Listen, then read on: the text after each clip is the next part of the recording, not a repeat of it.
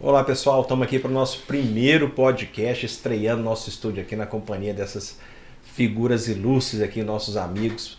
Acho que não é coincidência que todos são da frente conservadora, né? A turma que já temos aí caminhado, já estamos caminhando há um tempo juntos. Tenho aqui do meu lado Jennifer Kress, pastor teólogo, né? Me corrija se eu estiver errado, ativista político, fundador da Frente Conservadora, né? Que está sempre aí muito presente nas manifestações, liderando movimentos a favor das pautas que nós defendemos. Está aqui conosco também o Oséias, querido amigo, advogado, ex-vereador, né? É ativista também, político, comentarista. O Jennifer também, eu esqueci. Comentarista de TV, está conosco lá na TV Brasil Central, de rádio também. Tem aqui também o Fred Rodrigues, está conosco aqui. Pode falar que é youtuber não, né, Fred? Não é bom não. Comunicador, prefiro o termo comunicador. É fenômeno Passa das mais redes seriedade. sociais, está aí, né, conosco, satisfação estar aqui. Um amigo também, sempre presente conosco lá na TV Brasil Central, nos debates e também, né, em outros canais. O Fred é uma pessoa que tem um dom que eu acho excepcional e raro. Ele consegue engajamento com textos escritos, cara. Eu acho isso extraordinário, sabe? Ele tem uma precisão para escrever e que é algo maravilhoso. Obrigado, Tem que Zé. aprender. Depois a gente acerta professor também, então podemos qualificar como professor também, né? Depois a gente acerta aquele cinquentinha lá. Zé. A comissão, né? Combinado. Mas então, turma, estamos estreando aqui, né? Uma satisfação enorme receber vocês aqui. Esse espaço é nosso, né? Da nossa turma, do nosso time, daqueles que querem levar essa mensagem que a gente tem trabalhado, tem notado aí já há um tempo. E a gente vinha conversando aqui um pouquinho antes, falando sobre esse cenário que vem agora, que a gente vai encarar. O Zé estava falando sobre as eleições, né? E eu queria que o Zé puxasse a conversa, né, sobre essa perspectiva para esse ano, falando de eleições, o que nos aguarda, Zé, no seu ponto de vista. Na verdade, Telêmaco, eu fico observando assim, os acontecimentos, né, do que tem acontecido no nosso país ao longo desses últimos anos. E eu penso que o povo brasileiro está num momento muito desafiador, muito crítico até, né? Nós temos que fazer uma escolha como nação. O que nós queremos ser como país? E a eleição desse ano eu acho que ela vai confirmar se o povo quer voltar para o que tínhamos antes, né? Aquela cleptocracia que governava o país, ou então se a gente quer continuar com o processo de mudança, de transformação que se iniciou com a eleição do presidente Bolsonaro. Eu acho que esse é o grande dilema que vai estar diante de nós nesse ano. E aí eu penso que cabe a nós, né, como pessoas que estão militando, buscando contribuir com informação, com esclarecimento para a população, deixar isso bem claro, o que significa uma coisa, o que significa outra, né? Nós temos um processo muito grande de desinformação, nós temos jogos de interesses muito variados, né, muito poderosos, inclusive. Eu me refiro especialmente, por exemplo, à grande mídia, né? A grande mídia, a imprensa, que deveria ter a missão nobre num processo democrático de informar a população com precisão acerca dos fatos, nós temos hoje uma mídia que se tornou militante, esquerdista, progressista, socialista e, na minha ótica, vem perdendo credibilidade junto à população, justamente por causa disso, porque a população já fica desconfiada, né? Ela é parcial, é militante, mas ainda tem um peso muito grande. Muita gente ainda acredita no que a Rede Globo fala, por exemplo, no que o Jornal Nacional noticia, né? Então, nós temos alguns desafios muito grandes aí. Eu gosto de colocar as coisas em termos de metas, né? Então, se a gente quer, de fato, continuar melhorando esse país, se a gente que é patriota, que ama o Brasil, a gente quer continuar melhorando esse país, eu acho que nós temos dois desafios básicos aí. O primeiro deles é a reeleição do presidente Bolsonaro, para continuar com esse processo que a gente vem vivenciando nesses últimos anos.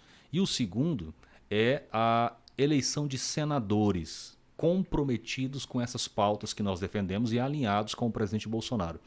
Eu digo isso porque eu vejo, às vezes, muitas pessoas preocupadas, por exemplo, com a eleição de governador. A eleição de governador é importante? É, mas a gente tem que ter ordem de prioridade aqui. Tá? Eu pessoalmente digo o seguinte, entre um senador alinhado com as nossas pautas e com o presidente Bolsonaro e um governador, atualmente eu estou preferindo um senador. E por quê? É porque, na minha ótica, o ponto crítico hoje para os avanços que o país precisa passar é o Supremo Tribunal Federal. Nós temos ali um órgão que foi idealizado para ser o guardião da Constituição Federal e se transformou, né, num núcleo de proteção do sistema que está implantado. né? A grande maioria dos ministros foi nomeada por esse sistema. É um partido político, né? É um grupo de posicionamento político ideológico partidário, né? Então hoje nós temos a rede governando o Brasil, acho que ele não tem mais do que 5 deputados e está governando o Brasil. Né? Então eu acho que a gente entender isso, que nós só vamos avançar como país se a gente resolver essa questão do autoritarismo do Supremo Tribunal Federal que nós estamos vivendo atualmente. Né?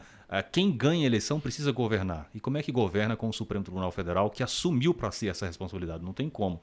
E a forma de resolver isso, na minha ótica, é com o órgão responsável pelo controle do Supremo, que é o Senado. Né? Então o Senado precisa exercer a sua prerrogativa de fazer o controle constitucional do Supremo Tribunal Federal. Não vem fazendo isso porque nós estamos ainda com resquício de um sistema, né? Então a maioria dos membros do Senado Federal, dos parlamentares, dos senadores ali, estão, grande parte deles, comprometidos, né, com processos no Supremo, então não tem coragem, não tem autonomia para enfrentar essa pauta no país. Então, o grande desafio, portanto, é eleger senadores para que a gente possa continuar melhorando esse Brasil que a gente ama tanto. Fred, queria te fazer uma pergunta. Enquanto o Osés falava, ele falou da imprensa militante. Há uns que digam que isso é... Eu adiro a esses, que eu acredito que isso é fruto de uma pessoas que foram doutrinadas. Né? A academia das ciências sociais no Brasil, que inclui jornalismo, na minha opinião, e eu tenho fatos que me levam a essa convicção, ela faz um trabalho de doutrinação e não é coincidência, enfim. E dali que, né, são egressos dessa academia que estão, em sua ampla maioria, ocupando esse espaço. Mas há quem diga que seria simplesmente interesse financeiro. Eu queria ouvir a sua opinião. Se você concorda, se existe realmente essa doutrinação, por que você acha que existe eventualmente? E se você acha que ou é interesse financeiro ou é os dois, porque de fato, né, as informações que a gente tem é que esse governo secou a fonte, né, desses canais de comunicação e parece que estão numa crise de abstinência, é a minha impressão também. Não, com certeza. Vamos fazer um pouquinho um aspecto histórico aqui de como a imprensa foi dominada. Né? Ela não foi dominada de agora. Não começou de ontem para hoje, não começou semana passada.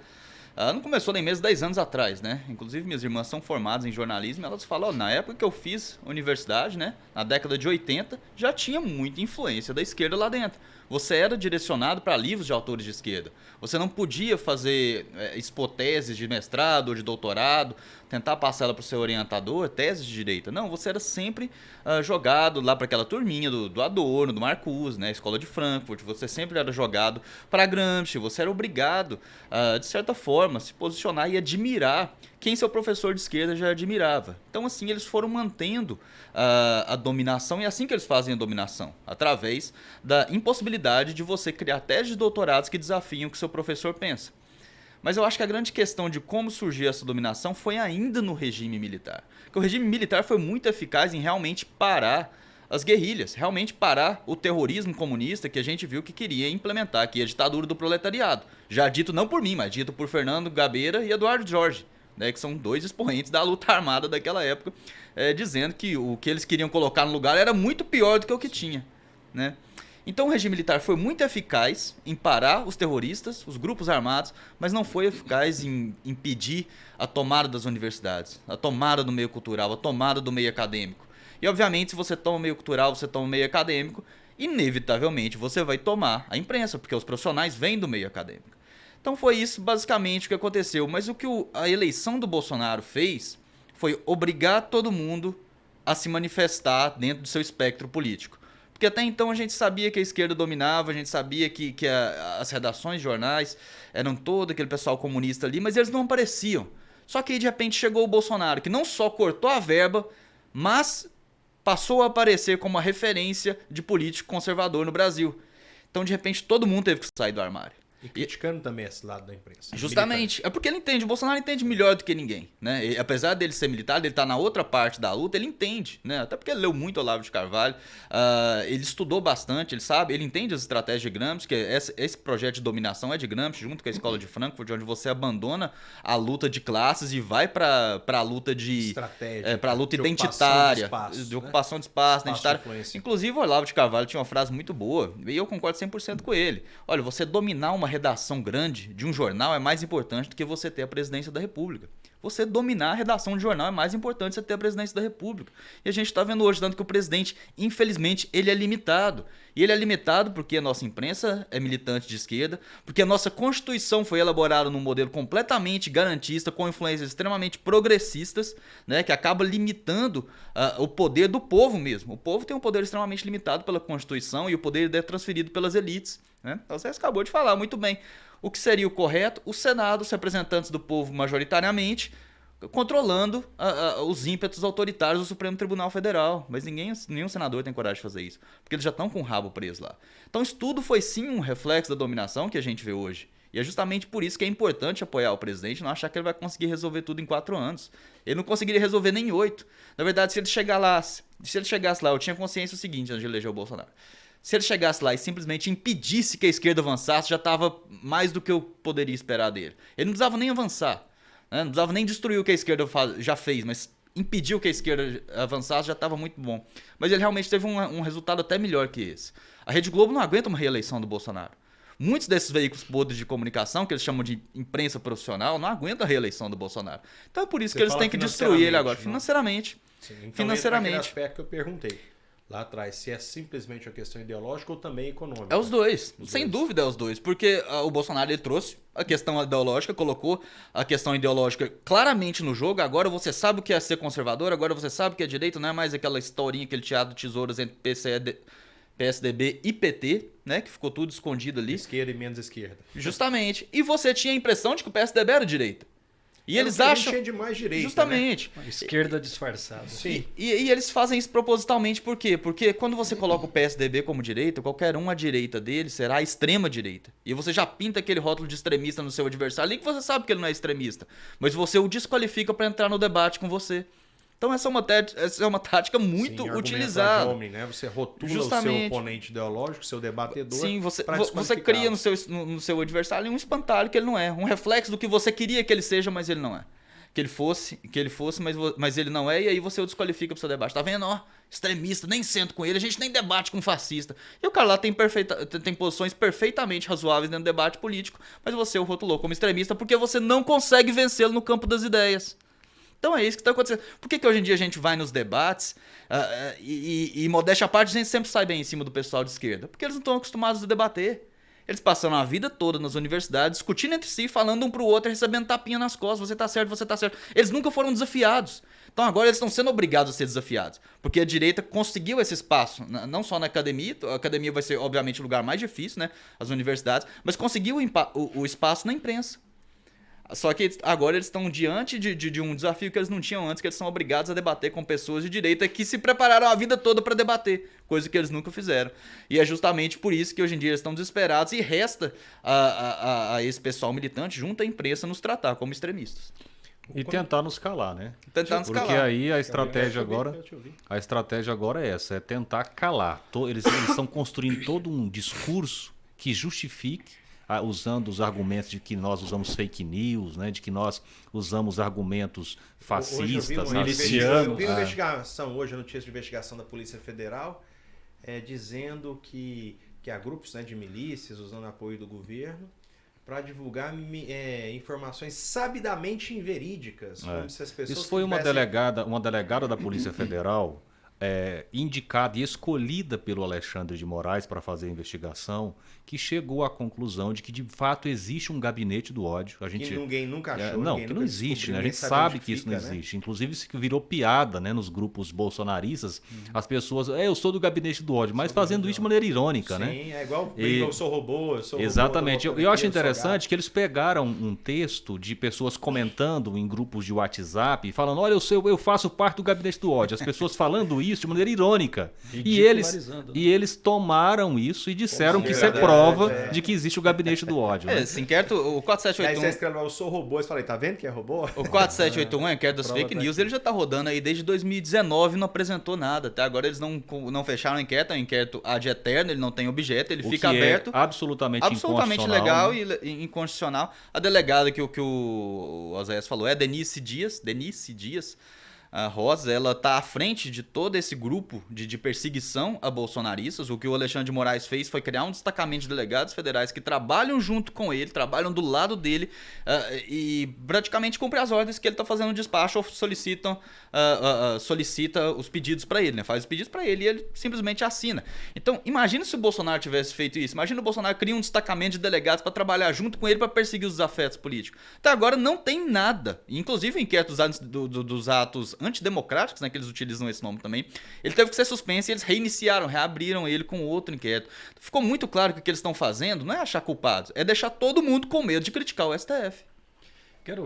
Posso pegar o gancho do que Claro. eles falaram? O Zé colocou um ponto muito importante, né? Quando ele fala que nós nunca tivemos na história, declaradamente, né, Oséias, explicitamente, um partido, vamos assim dizer, um grupo, né, que se declarava realmente de direita. Nós tivemos sempre essas falácias aí do Teatro das Tesouras, achávamos, eu tenho certeza, uma vez numa roda de amigos, né, eu fui me orgulhar de falar assim, porque eu falei, eu votei no PT, estou arrependido, eu nunca votei no PT, eu votava era no PSDB, e falei com a boca cheia, né, achando que estava abafando, né? Então nós tínhamos esse engano de achar que tínhamos um partido que representava a direita, os conservadores. Então, o Bolsonaro ele veio também para evidenciar, né, Osés, como você bem colocou, que nós nunca tivemos realmente uma representação política ao longo da história que verdadeiramente se posicionou, defendeu as pautas que nós hoje estamos veementemente defendendo, que nós levantamos essas bandeiras, né? Então esse é um ponto que me chama a atenção. Então esse período que o Bolsonaro está cumprindo, e com certeza vamos fazer de tudo que estiver ao nosso alcance para que ele se prolongue por mais 4 anos, o que a gente quer é isso, é que uma grande parcela da maioria que nunca se viu representada e que hoje está se vendo representada por esse governo possa dar continuidade à sua vontade. Né? Então esse é o primeiro ponto. E outro é que o Fred foi muito feliz na questão da doutrinação. Né? E não só na área de humanas. Até os anos 80 era muito mais forte na área de humanas. Eu tenho sobrinha que é médica, né? Pessoas da área da engenharia, minha filha é formada em arquitetura, e a gente vê que hoje essa estratégia que foi usada, né, do gramscismo, ela atinge todas as áreas da academia. Então você vai conversar com um médico recém-formado, vai conversar com ele, a gente que tem debatido, né, nas rádios, vai conversar com ele sobre essa questão que nós estamos enfrentando da pandemia. Eles não aceitam você nem apresentar argumentos oficiais. Eu estava conversando com um advogado Aí do vem PT. o rótulo que o Fred falou, isso é um Isso. negacionista. Mas peraí, não é político que inventa tratamento médico, né? Não, mas olha que Isso interessante. tudo vem do próprio meio médico. E ele falando contra. Eu falei, tá bom então. Então vamos fazer o seguinte, você acredita na Secretaria de Saúde do GDF, que é um órgão oficial da saúde do Estado aqui, do Distrito Federal? Sim. Então vou te trazer o relatório, tá aqui o site, as fontes, a questão, né, das vacinas, quantas doses, enfim. Quer dizer, ele não teve argumento. Quer dizer, são falácias, narrativas. E aí quando você vê, o Fred colocou muito bem, né? Eles estão desacostumados com o enfrentamento. Estão acostumados com o seu métier, que eles falam o que querem e recebem elogios e tapinha nas costas. E quando a gente vem com argumentos muito factíveis, muito bem fundamentados, eles ficam sem chão. Quer dizer, então, num programa ao vivo de rádio, esse advogado ele ficou sem resposta, ficou numa sinuca de bico, porque ele estava defendendo algo. Uma outra experiência que eu tive, um professor dizendo que vacina que a vacina impede a pessoa de contaminar, impede de passar a doença. Quer dizer, são falácias. E a mídia tem um papel fundamental nisso. Ela fica com aquela máquina de repetição, de repetição, de repetição. As pessoas que ainda são fiéis à mídia tradicional ouvem isso o tempo todo e passam a acreditar que essa mídia tradicional ela é a detentora da verdade. Estratégia muito usada, principalmente no nazismo, né, nos regimes fascistas, a repetição Goebbels, de uma né? mensagem. Exato, uma estratégia que funcionou e funcionou bem, a ponto de levar a um genocídio de judeus, e que acusam esse governo de ser, né, o suposto fascista, Telêmaco, ontem, genocida. ontem- E eles usam essa prática. Ontem eu estava debatendo numa rádio aqui de Goiânia, e aí lá eu estava com 2 feministas, né? E elas, naturalmente, entrou num assunto lá da vereadora de Aparecida, aquela questão das cotas femininas e tal. E aí eu tive a oportunidade de chamar a atenção para um fato que às vezes passa desapercebido. Primeiro, é a gente perceber com clareza que o discurso esquerdista ele não é elaborado tendo em vista a solução efetiva dos problemas identificados. Não. O que a maioria dos esquerdistas faz, dos políticos esquerdistas faz, eles querem apenas um discurso para aparecer bem na foto, para ganhar voto, para conquistar pessoas. Então, se resolver o problema de verdade ou não, isso está sempre em segundo plano, né?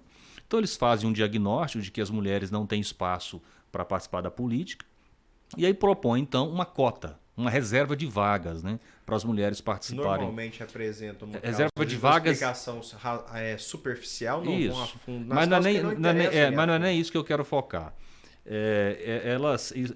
Eles apresentam a solução, uma reserva de vagas de candidatos nos partidos. Acho que é 30%, se eu não me engano, para mulheres. Aí eu fiz uma pergunta para elas. Eu falei o seguinte, olha, quantas mulheres que você conhece a nível municipal, estadual ou federal que foram eleitas para cargos eletivos porque foram escolhidas pelos partidos por causa das cotas? As pessoas nunca pararam para se perguntar isso. Sabe quantas, Telêmaco? Eu imagino que nenhuma. Porque não tem sentido. Nenhuma. E a própria existência das cotas, a ideia que eu tenho é que quem concebeu as cotas nunca participou de eleição, nunca participou de vida partidária. Certo? O fato é o seguinte, o que garante a eleição de alguém é ele conseguir capilaridade política eleitoral. Se você não tem isso, você não será eleito. Você pode rebolar, você pode requebrar, pode colocar reserva de vagas para você não será eleito. Então, quando um partido busca uma mulher para cumprir cota, ele está buscando... E às vezes tem que pegar no laço. Não, a gente conhece o laço, sabe é a regra. Dificuldade enorme, às vezes, cumprir essas cotas. Telêmaco, Aí acusam alguns partidos de fraude, quando na verdade não é fraude, porque precisa, aí o cara vai chamar a mãe dele, a mãe precisa de alguém que cumprir a cota. Inclusive, aconteceu algo muito engraçado. Vou esperar o Oséias concluir a parte, porque aconteceu algo muito engraçado aqui em Goiânia, a gente vai comentar sobre isso aí. Eu participo da vida partidária há mais de 20 anos. Eu conheço os bastidores de formação de chapas, essa coisa toda. E já foi candidato, já foi eleito? Sim, isso. Então, olha só. Quantas vezes foi vereador? 2 mandatos? Um mandato, exatamente. Então, olha só. O que o partido faz? Para cumprir a cota, ele sai buscando mulheres no laço para preencher. Por quê? Porque não consegue encontrar uma quantidade de mulheres suficiente que tenham capilaridade política eleitoral para preencher as vagas. Então, o que eu tenho que fazer? Eu tenho que sair catando mulheres, certo? Essa é a consequência da regra que foi criada. Exatamente. Beleza, só que essas mulheres, elas tiram, em regra, eu diria quase em 100% dos casos, porque a verdade é o seguinte, Telêmaco, se uma mulher tem capilaridade política eleitoral, ela não precisa de cota. A vaga dela nos partidos já é natural. Todo partido busca pessoas, independente do sexo, que tenham capilaridade política eleitoral. Então, quem tem isso não precisa de cota. De sexo, de cor. Exatamente. Então, quem está precisando de entrar por cota é quem não tem capilaridade política eleitoral. E aí, quando essas pessoas são candidatas, a consequência primeira é elas não serão eleitas, porque ela não tem o atributo fundamental para ser eleito. E segundo, elas vão apenas somar votos para eleger candidatos homens. Porque quem conhece como funciona a montagem de uma chapa e a eleição sabe que, se você não é eleito, você apenas serviu para somar votos para que os primeiros colocados sejam eleitos. Então, a solução ela é ridícula em todos os níveis. Sim. Certo? Ela não contribui para que mulheres ocupem mais espaços no campo político e ela faz o efeito inverso. Ela pega o voto dessas mulheres e soma para eleger homens. É uma insanidade. E aí o mais interessante é que, embora seja algo tão insano, isso se tornou quase um consenso no Brasil. Né? Eu falar isso... Eu ontem, na rádio, quando eu descrevi isso, eu percebi que elas ficaram em estado de choque. É a história da mentira que é repetida tantas vezes, e apesar de parecer ridícula e absurda, as pessoas vão tomando como verdade. Esse é um exemplo, né? E eu acho que nós temos um desafio de maneira geral no Brasil hoje. As redes sociais estão propiciando isso. As pessoas começarem a ouvir essas coisas que antes não eram ditas. né, eram obtidas conforme a conveniência política do campo que estava dominando o país. E isso precisa acabar e eu acho que, inclusive, o nosso podcast aqui vai poder contribuir com isso. E o que é que me chama a atenção, vocês que eu ia falando no começo, eu sei que não é o seu foco, mas é importante a gente esclarecer isso para quem nos acompanha, porque a gente tem que entender as coisas que estão por trás, que entendendo a gente propõe soluções, a gente consegue desconstruir. E isso que você falou, como essa questão de cotas, como 100% da pauta de esquerda passa de um pressuposto de uma distorção de um fato.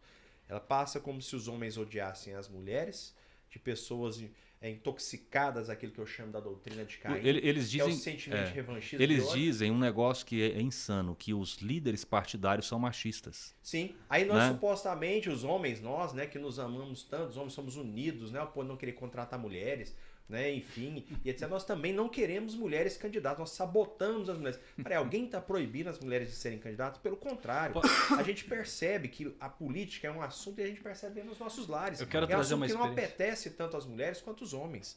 Né? Enfim, e isso reflete na prática ali, né? Você vai ver, tem mulheres militantes, intensas, envolvidas, né? Nós temos nomes aí fortes que a gente poderia citar, mas isso é uma minoria. Isso é a verdadeira política, é você forçar alguém a ser, partindo ainda de um pressuposto, de uma distorção de fato, que não tem ninguém proibindo mulheres de ser candidato e ninguém de ser candidato. A verdade é essa. Os partidos, como você disse, querem bons nomes para os seus partidos para serem candidatos.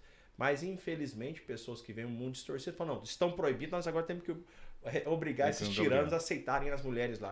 E o resultado sempre vai ser catastrófico quando Olha, é feito dessa forma. O que eu acho engraçado nisso é que a esquerda ela se especializou em dar soluções esdrúxulas para problemas que não existem. Mas a primeira coisa que ela faz é dar àquele problema um aspecto de realidade. Então eles realmente identificam ali e algo de nobreza, né, Fred? Sim. Ela quer mostrar como se fosse algo nobre. Aquela... uma injustiça. Engraçado, eles querem mostrar que eles estão sempre preocupados para resolver problemas que, na verdade, não existem na sociedade. Né? Qual seria o problema a ser resolvido aqui? As mulheres não são representadas na política porque há um suposto preconceito. Mas, no entanto, a política são cargos eletivos. Então, são mulheres, que inclusive são sua maioria na demografia brasileira, que não estão votando em mulheres. Ou então as mulheres não estão se apresentando em número suficiente, que é o mais correto. Porque mulheres e homens, obviamente, têm interesses diferentes. Tem mulheres muito interessadas em políticas, e até mais que homens, mas no geral, no modo geral, há mais homens interessados em políticas do que em mulheres. Então, por isso, quando eles se apresentam quanto candidatos, obviamente, proporcionalmente, os homens aparecem mais do que as mulheres. Mas o grande fato aqui, a grande curiosidade que eu quero trazer aqui, que é uma história que aconteceu aqui em Goiânia, foi o seguinte. Nós temos essa cota que já está em vigor para as eleições. E tivemos a eleição de uma vereadora aqui em Goiânia, não vou nem falar o nome dela. Esse caso é ridículo. Mas a gente teve a eleição dessa vereadora. E aí o que aconteceu? Partidos de esquerda se mobilizaram e identificaram que a chapa que elegeu aquela vereadora não cumpriu a cota feminina. Não cumpriu a cota feminina. O que os partidos de esquerda fizeram? O PSOL fez, entrou com a ação no TSE para caçar o mandato dela porque o partido dela não cumpriu a cota feminina. Olha que absurdo, meu Deus do céu. É que se o mandato dela fosse cassado, vai entrar um homem. Vai entrar um homem. Então, olha o tanto que a esquerda ela tem uma esquizofrenia intelectual gigantesca. Sabe que tem um nome pra isso, né? Também esquizofrenia esquerdopata. Eu falo esquizofrenia intelectual. Olha que loucura. Não, vocês estão nos acompanhando, vocês têm ideia disso? Você cria uma cota feminina pra você colocar uma mulher lá. Sem precisar da cota, você coloca a mulher. E aí uns esquerdistas loucos entram lá e tentam caçar o mandato dela pra colocar um homem no lugar porque a cota feminina não foi cumprida. Posso Isso pra mim é o ápice da desvirtualização da realidade que a esquerda enfrenta. A deputada Ana Campanholo, quando começaram a abrir as... Ela é lá do Espírito Santo, é isso? Não, do Sul. É do Sul, Rio Grande do Sul, né? Não, acho que é Santa Catarina. Ana Campanholo é Santa Catarina, né? Quando começaram a abrir as inscrições, né, para as funções lá das mesas diretora, né, os partidos tinham que indicar, ela se apresentou e acabou pegando a presidência de uma das comissões. Várias outras vereadoras ficaram revoltadas porque todas as demais comissões foram compostas pela presidência, vice-presidência, relatoria somente por homens e levantaram essa questão do machismo na Assembleia Legislativa. E ela saiu em defesa dizendo o seguinte, falou, olha, mas todos vocês tomaram conhecimento, os partidos, todos... Qualquer uma de vocês poderia, como eu fiz, se candidatar, pleitear junto ao partido.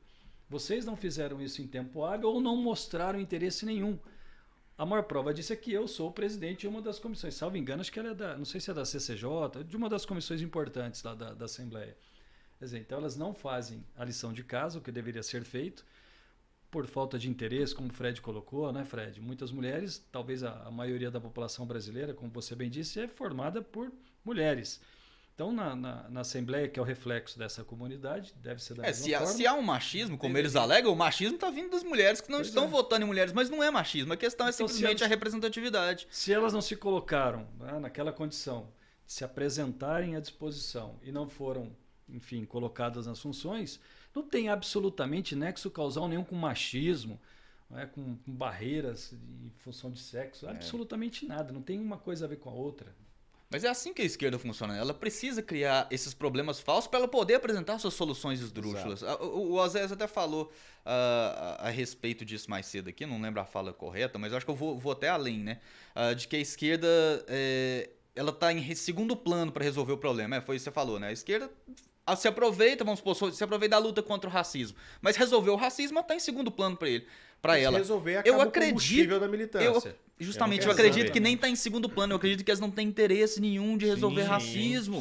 Eles não têm interesse nenhum de resolver homofobia. Eles não têm interesse nenhum de resolver o que eles identificam como machismo. Porque é aquilo ali que mantém o emprego deles. Hoje em dia, há no Brasil emprego de militante profissional. Principalmente nessa questão racial. O que dá mais lucro hoje em dia do que você dizer que uma empresa é racista? Olha o Carrefour com aquele caso absurdo lá do segurança, né, que matou o cliente. Aquele cara, aquilo lá nunca foi racismo na vida. Aquele cliente tinha histórico de violência, aquele cliente estava agredindo clientes dentro da loja, aquele cliente tentou socar o segurança. O que matou ele foi uma combinação de despreparo do segurança com a própria violência dele. Foi isso. Não teve um pingo de racismo ali. Sabe quanto? Não, peraí, mas sabe quanto que o Carrefour já pagou em reparações daquilo lá? 25 milhões de reais. 25 milhões, com promessa de investir mais 100 milhões de reais em reparações racistas de uma acusação de racismo que nunca aconteceu. Então, obviamente, hoje em dia, você ser militante dá dinheiro. Eles vão querer acabar com o racismo desse jeito? Nunca. Eles querem perpetuar esse racismo o resto da vida. Dá dinheiro, dá projeção. Só permite um comentário rápido. Quer saber se é racismo? Pergunta se uma pessoa amarela, de outra cor, estivesse fazendo aquilo ali, pode pintar ele de azul, do que você quiser. Fizesse a mesma coisa, nas mesmas circunstâncias, o mesmo segurança. Ele ia falar, não posso fazer porque ele tem menos melanina na pele. É o que acontece. Pelo contrário, é um segurança despreparado que reagiu no impulso e teria esse impulso com qualquer um, fosse eu, fosse você. Não é porque a pessoa tem mais melanina na pele que ele mudaria a reação dele naquele contexto. Isso me parece óbvio, né? Isso que ele falou, despreparo, ok. Mas o despreparo não tem relação, não mudaria esse preparo ou não a reação dele se fosse uma pessoa com menos melanina na pele. Porque eu não separo pessoas em raça, viu, Oséias? Saibam disso quem está seguindo, porque quem usa o termo racismo, está perpetuando o discurso de racistas, porque geneticamente o ser humano não há distinção de raças. Diferente do que acontece com bovinos, equinos, caninos, felinos, não há entre os seres humanos. Isso geneticamente, nós não somos raças diferentes. Há uma raça só com fenótipos diferentes, né, que é a adaptação ao ambiente com menos melanina, ambiente mais frio, quente e etc. Então nós não somos raça. E nós começamos o discurso colocando na nossa Constituição que é proibido ter distinção de raça. Peraí, não existe raça, eu coloco lá. Então institucionalizei o racismo. Que não existe raça e eu criei raça. Esse é o maior dos racismos, né? Agora vem falar pra mim que um cara não circunstância que ela fez porque ele é um racista? Não, porque ele é um despreparado que reagiria mal a qualquer um. Quantas vezes já fui afrontado por seguranças? Né? Quantas vezes eu vou pedir informação e a pessoa vem toda arrogante? Quantas vezes eu estou insatisfeito com alguma coisa, vou me queixar, talvez até de maneira, né, incisiva, a pessoa também reage de maneira hostil. Isso é da vida, não tem nada a ver com melanina na pele. E a maior prova disso é o que acontece quando morre alguém... sei lá, de repente uma invasão, uma incursão da polícia militar e acaba tendo um confronto, né, e morre alguém afrodescendente. Não tem a mesma repercussão, né, do que quando morre um policial, alguém das forças de segurança também da mesma cor. Há uma ênfase muito maior àquele, muitas vezes bandido, muitas vezes com uma ficha corrida gigantesca, em detrimento de um policial, de um pai de família que coloca a sua vida para defender a sociedade e por também ser afrodescendente, não tem a mesma repercussão, não tem o mesmo embate, principalmente por esses movimentos que arvoram para si a defesa dessas pautas. Então, a gente percebe essa diferença de embate, essa diferença na defesa. Que prova que é uma militância. É militância. Em 2018, nós tem uma analogia com esse caso. O Zé queria falar alguma coisa, eu interrompi o Zé, pediu uma pausa para fazer um comentário. Em 2018, gente, para fazer uma analogia com esse caso, em 2018 nós tivemos um caso muito semelhante do estudante Lucas Martins numa boate. Estudante branco, 21 anos, E ele foi espancado por causa de uma comanda de R$15. Ele perdeu a comanda, foi sair, falaram que não tinha como, que ele tinha que achar essa comanda, senão ele ia pagar lá. Ele falou que só gastou R$15. Resultado, os seguranças da boate espancaram ele até a morte. Estudante de 21 anos, 2018.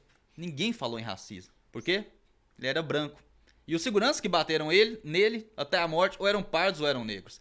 Agora imagina se um estudante negro fosse espancado numa boate por seguranças brancos. Se não viraria racismo da noite pro dia. Então a intenção não é acabar com o racismo, é transformar tudo em racismo. Porque quando eles transformam uma situação em racismo, eles podem lucrar.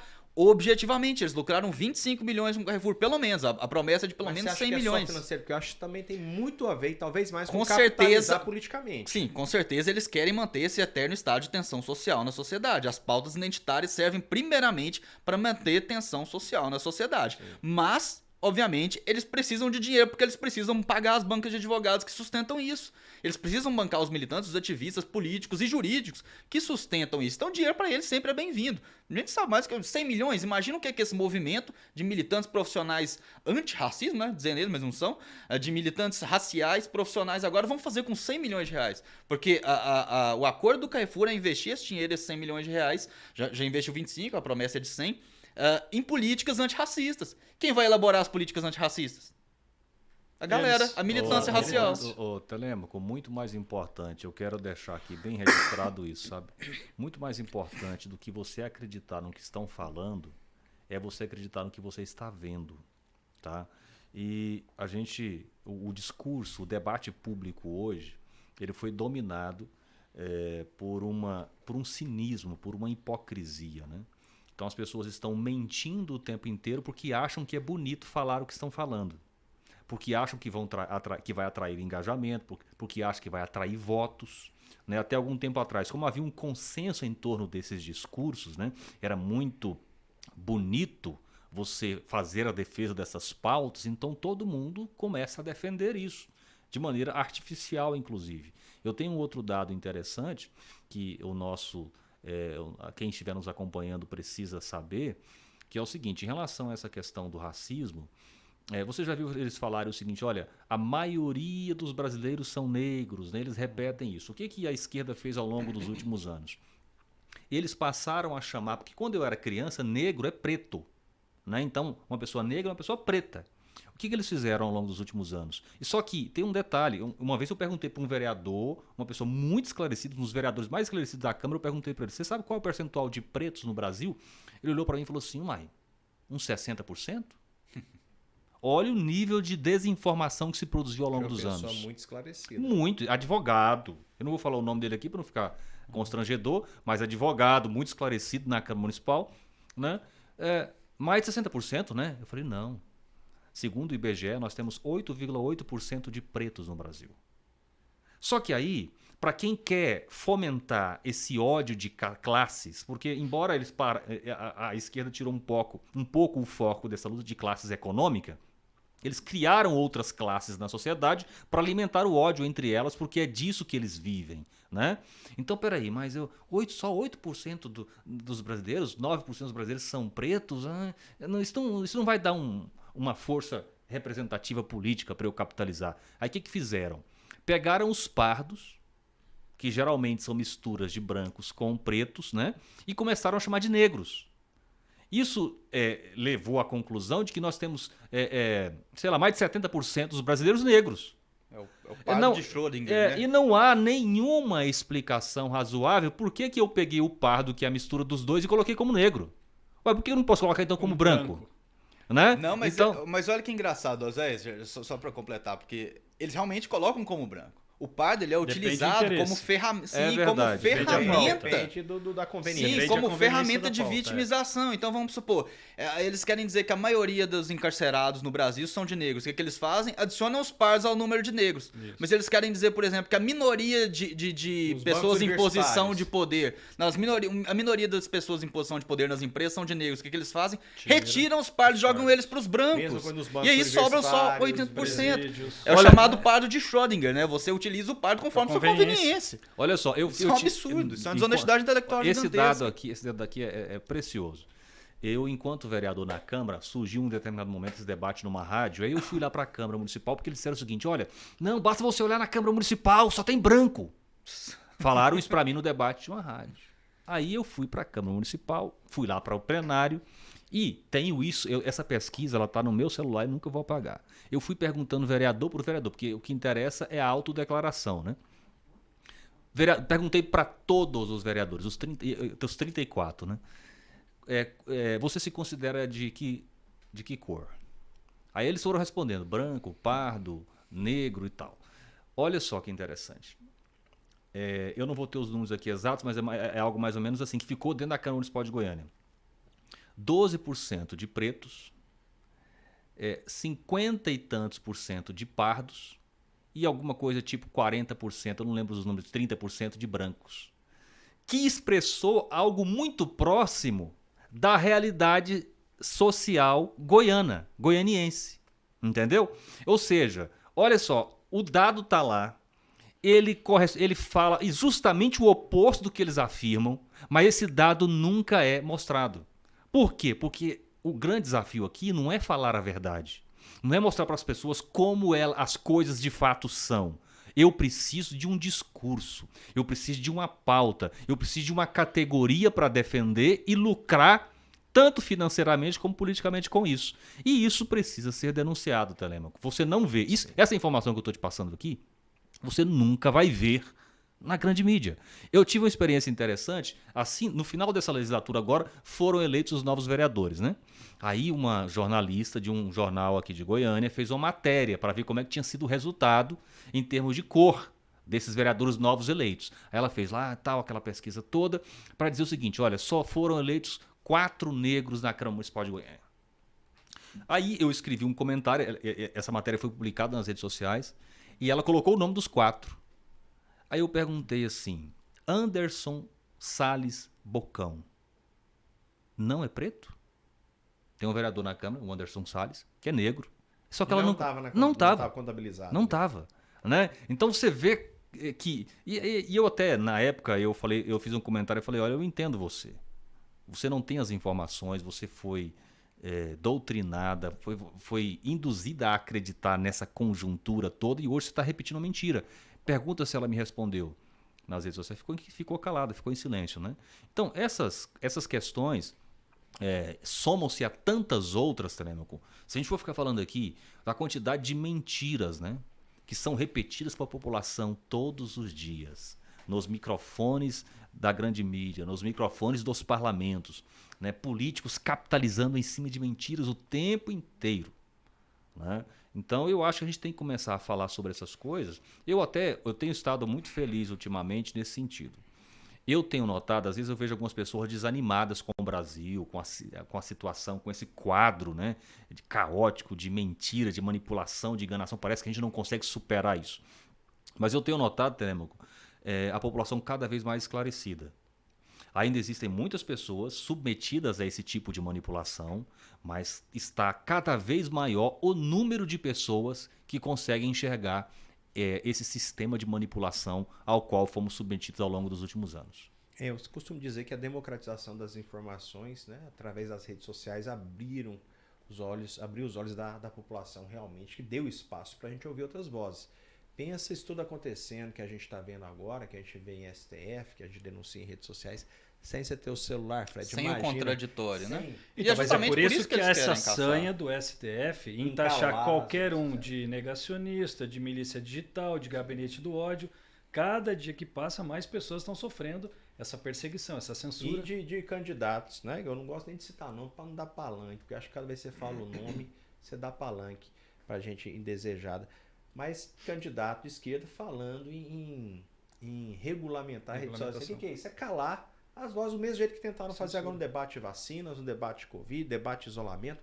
Tudo foi dessa forma, tentando impor uma pauta. Telêmaco. Mas deixa eu... que é onde eu quero chegar quando você estava falando de STF. Eu quero voltar no STF. Isso tudo eu atribuo, né, e não é de hoje. Por exemplo, o próprio Platão era contra a democracia porque ele era um elitista intelectual. Ele entendia que quem devia governar era quem era mais inteligente, mais estudado. E eu vejo isso em muitas pessoas, às vezes, falando assim, nós elegemos nossos deputados, nossos vereadores, gente ignorante. Mas parei, ali é para estar representado todos, o pipoqueiro, o empresário, o ignorante, porque é a representação da sociedade decidindo seus futuros, o futuro dela própria. E o que acontece? O pipoqueiro, o agente simples, a dona de casa, o ignorante não estudado, ele tem a sua vivência, ele tem a sua percepção, ele tem as suas crenças, ele tem os seus valores, que também tem que ser defendido, principalmente de um tempo para cá. Todas as pautas têm fundamento ideológico. Então essas pessoas têm que se fazer representar, mas nós muitas vezes abraçamos esse elitismo intelectual como se fosse algo nobre, quando não é para o ambiente parlamentar, talvez para o ambiente executivo, que eu acredito que sempre nós temos que ter bons gestores. O executivo tem que ser um bom gestor, alguém que conhece da sua região, da sua cidade. Legislativo não, o legislativo é um representante do povo, desde desculpa eu falar aqui, mas do babaca, do igual, né, o pessoal quando prendeu um deputado que falou um monte de besteira de direita e tudo, mas eu falei, ainda que você ache ele um babaca, um idiota, os idiotas também têm direito de ter voz numa democracia. Isso e é ele liberdade, se faz representar. né? É liberdade. Liberdade de expressão. E se fazer representar. Mas há um elitismo intelectual, principalmente dos esquerdistas, que eles acham que eles são os cérebros, né, os intelectuais, os iluminados, e nós somos uma casta de ogros ignorantes, que sem eles nós somos entregues aí ao nosso negacionismo, à nossa ignorância, e por isso eles têm que atropelar a democracia, porque para eles a democracia dá voz para a maioria, e a maioria é esse povo ignorante, segundo eles. Faz sentido isso para você, Zé? Total sentido, Telêmaco. Na verdade, nós temos... Eu percebi isso, inclusive, quando eu fiz uma especialização em políticas públicas da Universidade Federal, lá em 2004, sabe? A gente vai percebendo que as pessoas estudadas, elas correm o risco de se tornarem soberbas, arrogantes. E essa é a pior das arrogâncias, né? A arrogância intelectual. Exatamente. Então elas vão se considerando superiores ao povo, à massa. Então eles querem assumir o controle, a direção, independente da vontade desses ignorantes, né? Nós é que somos os iluminados e que sabemos o que é melhor para eles. Isso é a fundamentação de qualquer autoritarismo, né? Todo autoritarismo ele vem usando de argumentos nobres, né? Eu estou lutando pelo seu bem, tá? Eu estou te escravizando, mas é para o seu bem. Até que em casa funciona com meus filhos criança, né? Que não sabe de nada, ignorante, mas num ambiente, numa sociedade, o ministro achar que sabe mais do que a dona de casa só porque ele tem um diploma, é um absurdo. Isso é soberba, é a melhor definição, a arrogância, né? E a Bíblia Sagrada já nos diz que a soberba precede a ruína, né? Mas a questão, Telêmaco, é assim, olha, o conjunto de manipulações que a população está submetida hoje está bem mais, eu diria assim, bem mais reduzido do que já esteve. Eu gosto sempre de ressaltar o lado positivo do que está acontecendo, sabe?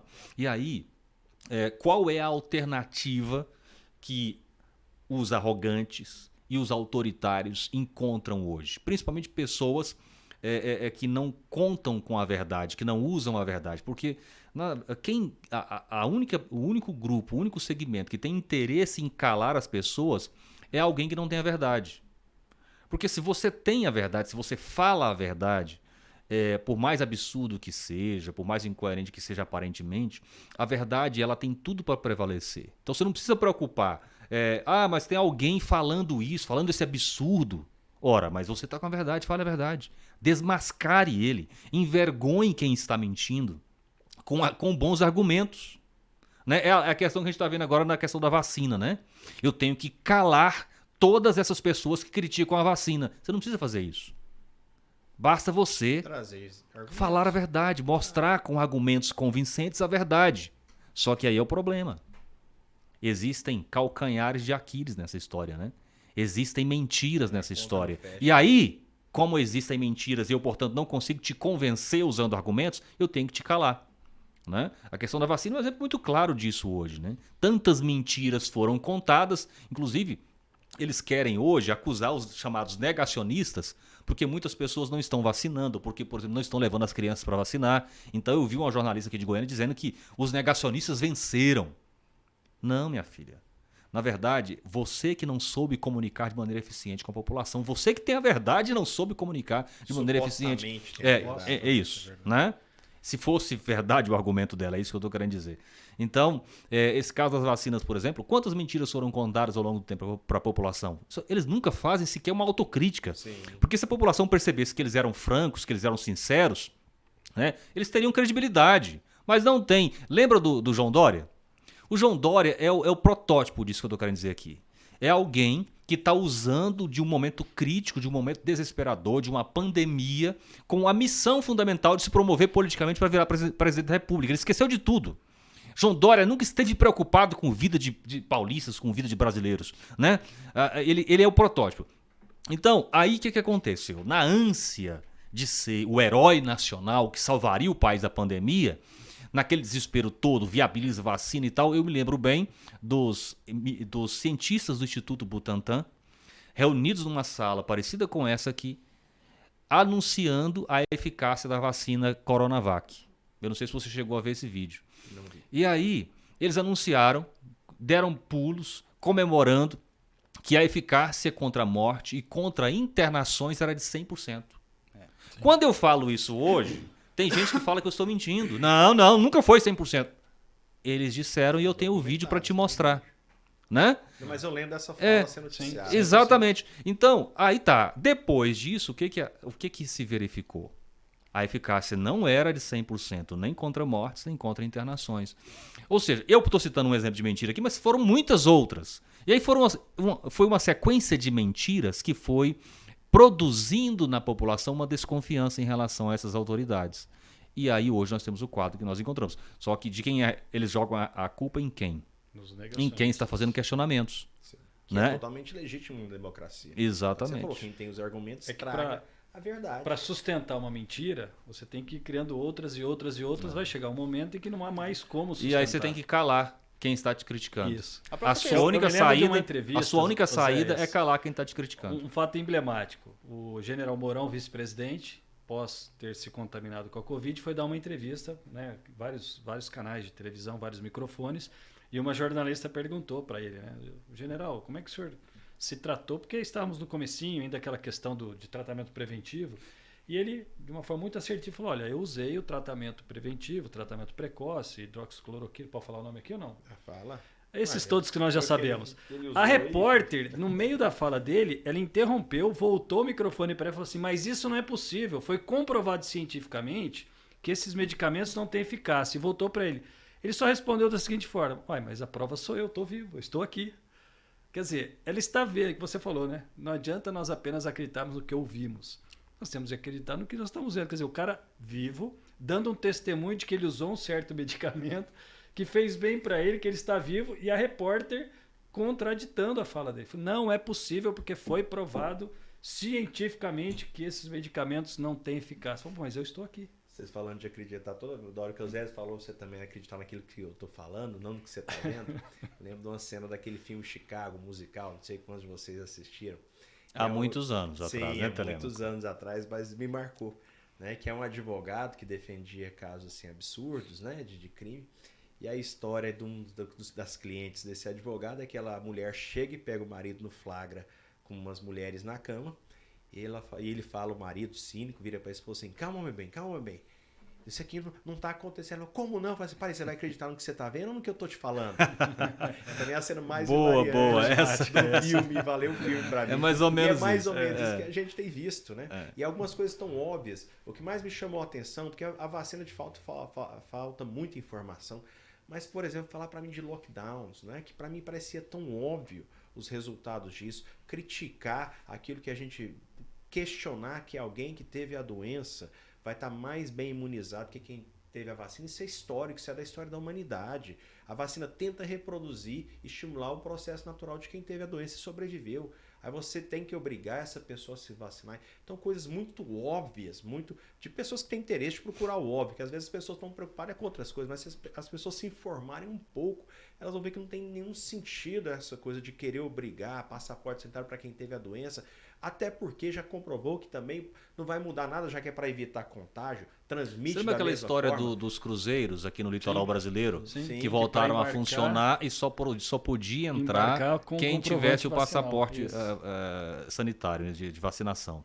O que aconteceu? Deu uma epidemia. Epidemia de Covid dentro dos cruzeiros Sim. com as Não, a pessoas. própria com- Ômicron, Mas, a né? própria Agora, Ômicron, ela se mas espalhou o que pelo mais me mundo, chocou- sendo levada por pessoas com passaporte sanitário, Sim. porque todos os países, principalmente onde foram identificados ela fora do lugar original, exigiam um passaporte sanitário para que viajantes entrassem. Então ela foi carregada para o De mundo forma inteiro legítima, por né? pessoas do Autorizada. passaporte sanitário, justamente. Eu sinceramente, assim, nem me incomoda tanto no nosso contexto a questão da vacinação, porque aqui em Goiás ela ainda não é obrigatória, não exige passaporte sanitário aqui.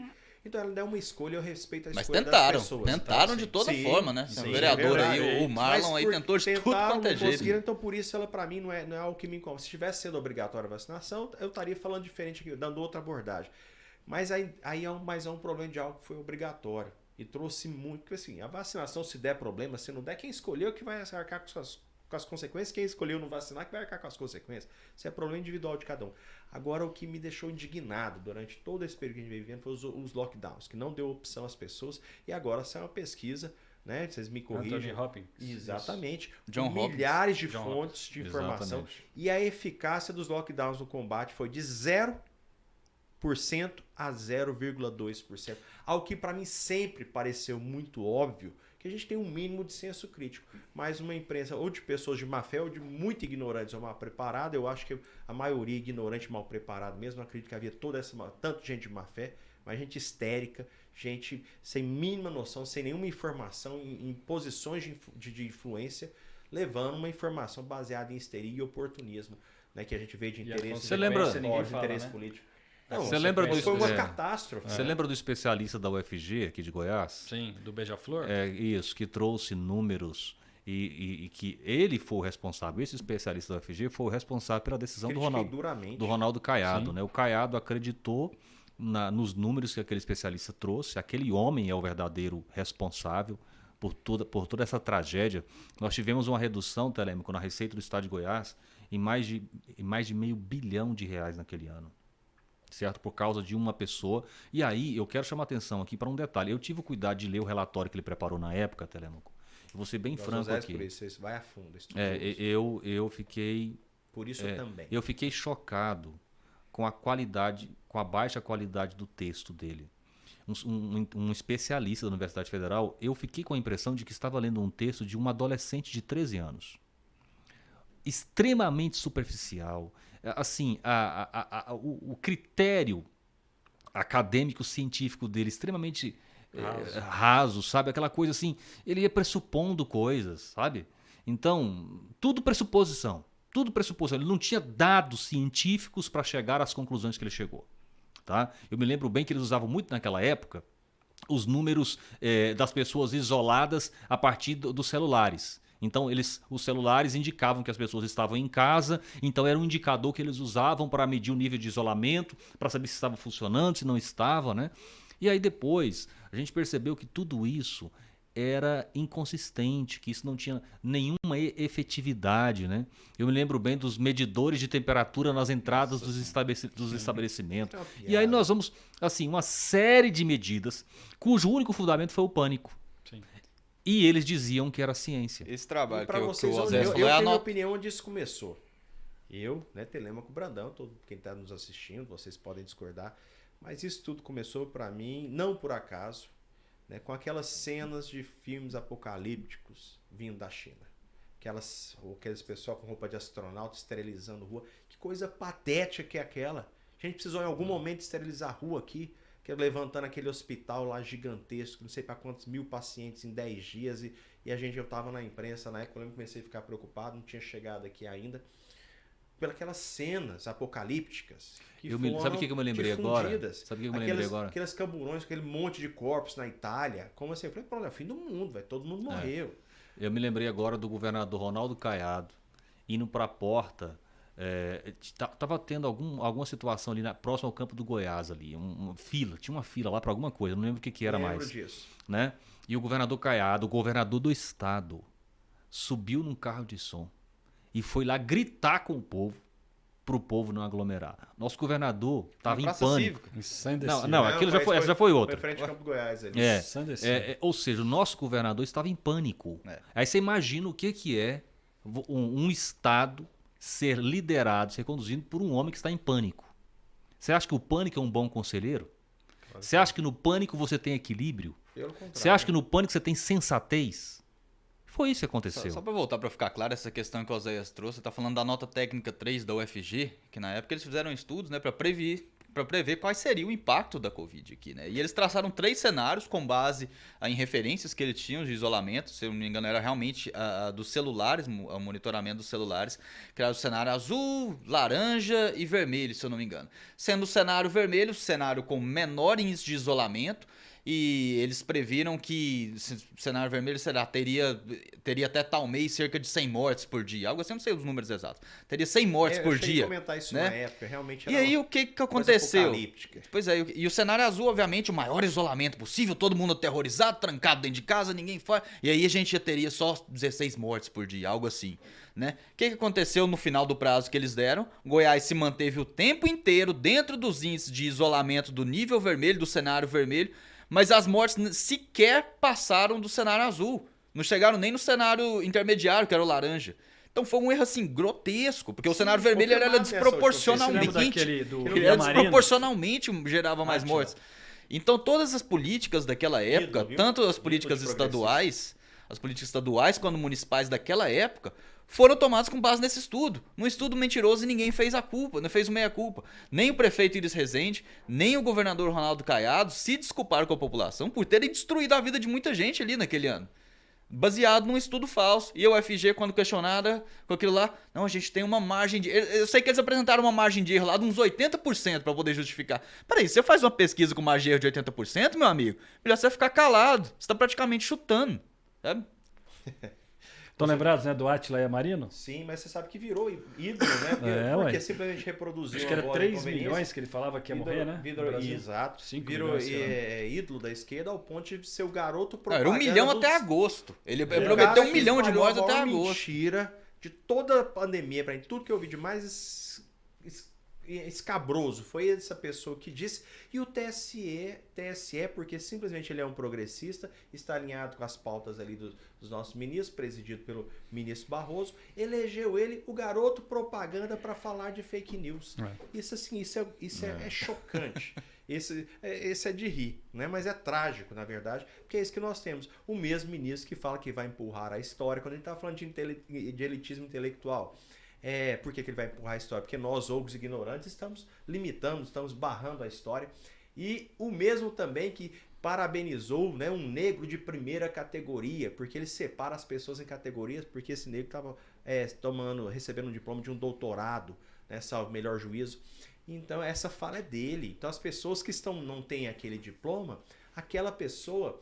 ela é de outra categoria abaixo, deve ser ignorada, e eu, seu super-herói, vou empurrar a história para salvar a sua vida. Isso representa a mentalidade típica esquerdista e muito bem tomando muito espaço ali no nosso STF. Quanto tempo ainda falta aí para o nosso... Nem sei, quanto tempo aí, produção?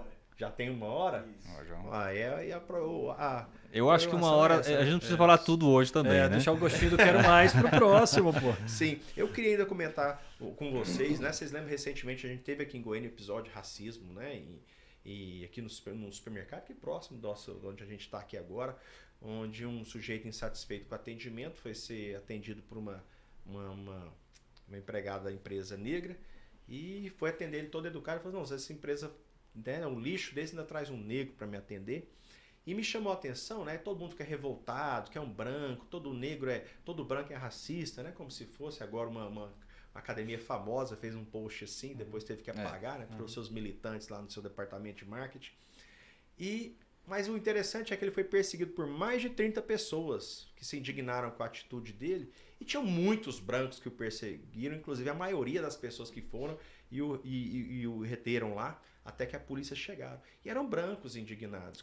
Então, o que eu quero dizer com isso é que todo esse debate que nós falamos aqui está pautado por 2 situações. por babacas, porque um cara que faz desse é um babaca, então nós estamos dando muita voz pro babaca e achando que todo mundo é babaca igual um idiota desse que vai no supermercado e acha que pode destratar alguém porque ela tem mais melanina na pele. E por outro lado, um grupo de gente mimizenta e pitizenta que se vitimiza em razão disso e não sabe separar. O que é idiota sempre existirão, sempre existiram. Isso faz parte da humanidade, é gente recalcada, é gente, enfim, quer descontar suas mágoas nos outros, sempre existiu. Vai tratar mal porque é mulher, porque é rico, porque é pobre, porque, enfim. Mas a gente tem que saber. Aí nós pautamos por pessoas que têm essas vozes e pessoas extremamente melindrosas e frágeis e vitimizadas que acham que por conta disso tem que calar essas pessoas, todas as pessoas, não pode falar nada. Isso para mim é uma preocupação que eu quero trazer para o nosso próximo debate. Né? A que ponto essas vozes têm relevância de dar um norte para todo o debate político que nós temos vivido hoje no Brasil. Que essas pessoas têm direcionado as nossas pautas políticas hoje. É verdade, Telêmaco, eu tenho a impressão assim, o racismo no Brasil, ele não é estrutural, ele é circunstancial, né? Ou seja, existem casos isolados de pessoas, aí eu, pelo menos assim, eu fico procurando na minha memória, a última vez que eu presenciei um ato de racismo eu não encontro. Eu não sei vocês, mas eu não encontro na minha memória. Certo? E o que eu tenho visto aparecer na mídia, na maioria das vezes, é assim, você tem uma pessoa perturbada mentalmente, tá? Me lembro bem de um rapaz num condomínio fechado que um entregador foi lá. Ou seja, o que é aquilo ali? O rapaz é um perturbado mentalmente, né? E aí você fica medindo o comportamento da sociedade brasileira a partir desses casos isolados. E muitas situações que a gente vê hoje são situações desse tipo de caso, né? Ou a pessoa é perturbada, ou a pessoa é sem noção, ignorante, e pode acontecer isso também. Mas, em regra geral, o povo brasileiro não é racista. Pelo contrário, né? Nós somos um país miscigenado, um país misturado. Todos nós convivemos com pessoas brancas, com pessoas negras, com pessoas de origem asiática, aqui no Brasil, de uma maneira muito tranquila, muito natural. A gente interage, a gente se relaciona, a gente se casa uns com os outros, sem nenhum problema. O que eu acho que acontece é que, como a esquerda precisa de pauta política para se apresentar como salvadora, para conquistar votos e para ganhar dinheiro, ela vai criando esses conflitos artificiais. Tá? A grande maioria das pautas que a esquerda defende hoje no Brasil são pautas artificiais e a gente consegue mostrar isso de maneira muito simples às vezes, sabe? Então esse é o caso e a gente precisa deixar isso muito claro, né? O brasileiro, em regra, não é racista. Pelo contrário. Obrigado, Oséias. Essas considerações finais, né? Eu quero agradecer, estamos encerrando aqui, mas quero ouvir também essas considerações finais, o Jennifer também. Telêmaco, eu estou muito feliz hoje porque já há um bom tempo eu sonhava com isso aqui. Inclusive estou montando um estúdio na minha casa, claro que não como esse, né? Porque esse aqui é um sonho, né? Mas justamente com essa visão que você teve, eu quero te parabenizar por isso. Eu acho que isso aqui pode se tornar algo muito relevante. Sabe, aqui a gente pode falar com tempo, as pessoas terão tempo de nos acompanhar com tranquilidade nas redes sociais, onde o vídeo for publicado, né? E a gente nem sempre consegue fazer isso. Né? Nas rádios, nos debates, há sempre aquele time ali muito curto, a gente não consegue aprofundar nos temas. Então aqui em Goiás, eu creio que esse podcast pode ser pioneiro, né? Onde as pessoas vão procurar informação, esclarecimento e com aprofundamento. Então parabéns por essa iniciativa e conte comigo todas as vezes que você precisar, nós estaremos aqui. Esse time que já é um time que caminha. Tá bonito demais isso aí, eu queria agradecer o convite, né, para esse programa de estreia. Realmente, como o Oséias disse, isso aqui é um sonho, cara, né? Toda a estrutura, todo o equipamento, né? Nossa equipe técnica ali trabalhando nos bastidores para fazer acontecer. Gabriel trabalhando. Obrigado a todo mundo que nos acompanhou. Espero que a gente possa ter sido útil hoje. Agradecer a presença do meu amigo Oséias, meu amigo Jennifer, meu amigo Telêmaco também. E sempre que você precisar, a gente vai estar aqui. Conta com a gente para fazer a divulgação, né? For para levar a verdade, a gente está sempre disposto. Isso aí. Para mim, uma honra, Telêmaco, estar aqui participando da inauguração com pessoas tão nobres, né? Grandes amigos com quem eu tenho aprendido muito. E creio que sim, será um grande espaço para levar informação fidedigna, informação de confiança e apresentar um contraponto diante de tudo que a gente tem visto aí, né, nas mídias que a gente possa ser esse instrumento de bênção na vida de toda a comunidade aqui do estado de Goiás. Enquanto a gente tiver espaço, né? Nas redes sociais. E do Brasil, né? Porque hoje as redes sociais alcançam o país inteiro, né? É verdade, a gente tem muitas interações de fora. Quero agradecer, né, a companhia de vocês e a presença de vocês. Me sinto realmente lisonjeado de estrear isso aqui com vocês. Para mim, vocês são pessoas especiais, que essa caminhada aí na militância, né, nos uniu, nos aproximou. E eu creio que isso aqui também é só o começo de um projeto que vai libertar muita gente. É isso aí, pessoal. Obrigado, tamo junto. Fala suas redes sociais, Oséias, pessoal te seguir. É só Oséias Varão, né? Arroba Oséias Varão. Você vai me encontrar no Facebook, no Instagram, no Twitter, no YouTube. Estamos lá. É só nos seguir. Ó, nosso canal no YouTube, Fred Rodrigues, Frederico Rodrigues, você pode digitar qualquer um desses nomes, vai aparecer no YouTube. E no Instagram, @Fred_RC, muito conteúdo, muito material para você lá que gosta de acompanhar a política. Fred ativo. @Jennifer Cresce no Instagram e um canalzinho do YouTube, mas nem vou divulgar porque ele ainda tá fraquinho. Tem que divulgar aí, ué. Como vai crescer se você não divulgar? YouTube Jennifer Cresce. Então me sigam aí nas redes sociais. Um abraço a todos. É isso aí. @Telemaco Brandão. Estamos também no @Politizaivos no Instagram e no YouTube. Segue a gente. Vamos estar interagindo. Manda sua pergunta, sugestão de pauta. Te espero aí até a próxima. Um abraço.